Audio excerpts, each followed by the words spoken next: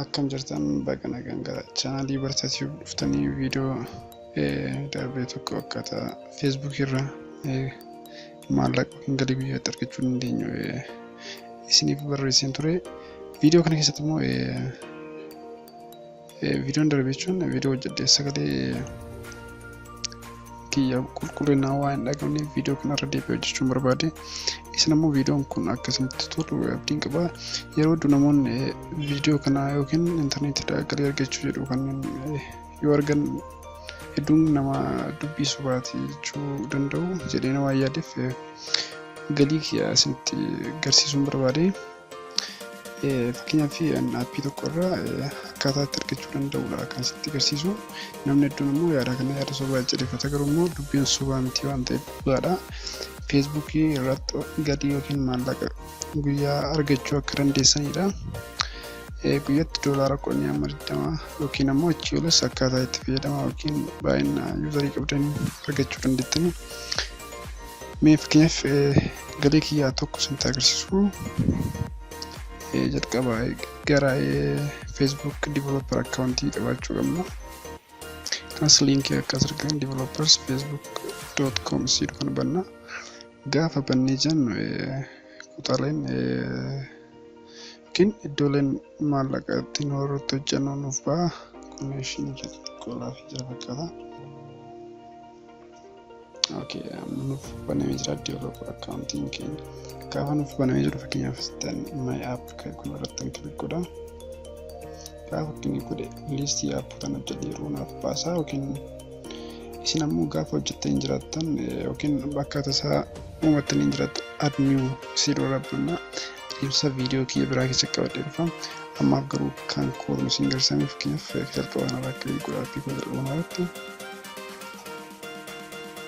Gaafa kilik godhe daashboordii yookiin kutaa odeeffannoo guutuu qabatee jiru tunaaf banamaa, innis banamaa jira.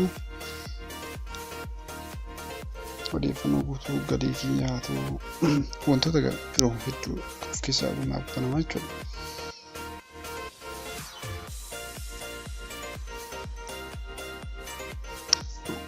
Amma aappichi keenya banamee jira. Aappiin banamee jira kanarratti ammoo as iddoo audience network jettu kanarratti kan kilik godha.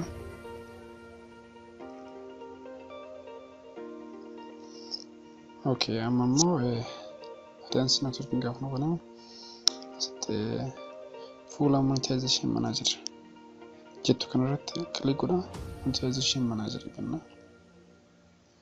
Inni immoo new tab irratti akka haala kanaan load nu godhaan odeeffannoo guutuu galii ittiin ol qabatu isa fuula kanatti nu banamaa jechuudha. Akkuma argitan kana isa kanarratti fakkeenyaaf asitti kan booda galiin qabu jechuudha. Guyyaa muraasa keessatti guyyaa muraasa darbanitti aappii tokkorraa galiin argadhu jechuudha. Fakkeenyaaf kaleessa yeroo viidiyoo kanarraa $1 akkuma argitan viidiyoo darbe irratti $12 ture. Mammoo aganni ga'ee jiru $21 dachaadhaan dabalee jira guyyaa tokko keessatti. Garaagarummaa $10 itti jira jechaadha bitakkaatti jira. So isinis galii dhuunfaa keessanii argachuu akka itti dandeessan Facebook irraa ni jira tooftaan jechuudha.